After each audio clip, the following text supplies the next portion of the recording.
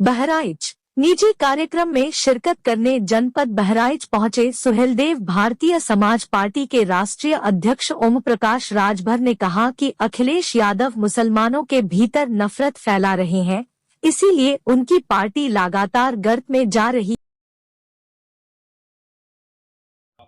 मंत्री जी जिस तरीके से लगातार जो विपक्ष है वो कह रहा है कि 2024 में हम हर हालत में विजय रथ को हम रोकेंगे बीजेपी के, क्या लगता है कि 2024 में बीजेपी कहाँ जाएगी? बीजेपी 330 प्लस सीट जीत करके उत्तर प्रदेश की 80 लोकसभा सीट और देश में 330 प्लस जीत करके माननीय नरेंद्र मोदी जी को प्रधानमंत्री बनाने का काम होने जा रहा है। किसी के पास आज के तारीख में वो कुवत नहीं है कि हम यूपी में हैं, यूपी की एक सीट बता दे कोई कि हम जीत जाएंगे।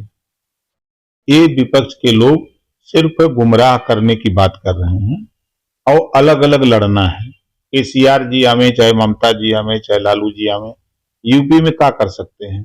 कितना वोट अखिलेश जी को दिला सकते हैं? अखिलेश जी पिछड़ों का हक लूटे, 5 साल खुद मुख्यमंत्री रह करके।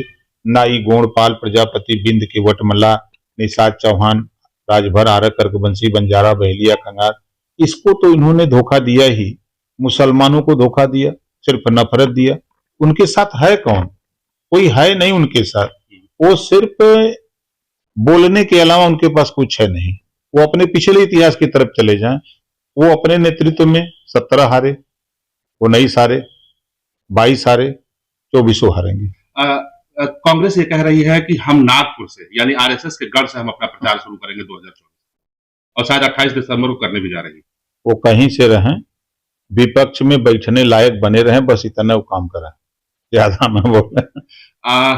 आप क्या लगता है कि मंत्री पद कब आपको मिलेगा?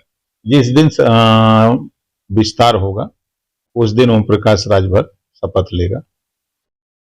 जिस तरीके से लगातार ये अब ईवीएम का रोना रो रहा है विपक्ष, ऐसे में क्या 2024 में लग रहा है कि बैलेट पेपर से चुनाव होगा? वो रो रहे हैं तो हमको हंसी आ रही है उनके रोने पर। जब वो मैनपुरी जीतते हैं तब नहीं रोते हैं, तब बाजा बजाते हैं। घोसी उपचुनाव जीतते हैं तो बाजा बजाते हैं। उत्तर प्रदेश में सरकार बनाते हैं तब ईवीएम का रोना नहीं रोते हैं। जब जनता उनको नकार देती है तो उनके पास कोई बहाना है नहीं, तो ईवीएम का ही रोना रोते हैं। और उनके पास सच है कि लंबे समय तक इन लोगों ने शासन किया। देश में, प्रदेश की अगर हम बात करें या देश की बात करें तो देश में कांग्रेस की सरकार रहती थी तो दंगे होते थे। प्रदेश में सपा कांग्रेस की सरकार रहती थी तो दंगे होते थे, कर्फ्यू लगते थे। आज दंगे और कर्फ्यू से निजात है।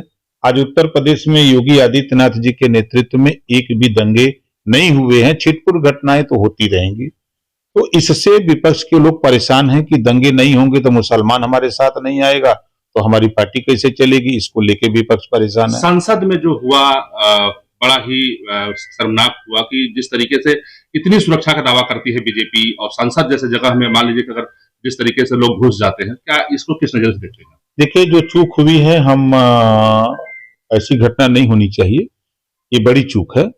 और उसमें आपने देखा कि सुरक्षा कर्मी भी सस्पेंड कर दिए, जांच के लिए आदेश भी दे दिया गया है। जो भी दोषी होगा उसको ऐसी सजा मिले कि फिर दोबारा कोई इस तरह का कदम उठाने की कोशिश न करे। आपकी क्या राय है कि ईवीएम से होना चाहिए चुनाव लोकसभा के बैलेट पेपर? हमारे लिए दोनों ठीक है। ईवीएम से हो चाहे बैलेट पेपर से हो, दोनों के लिए हम राजी हैं।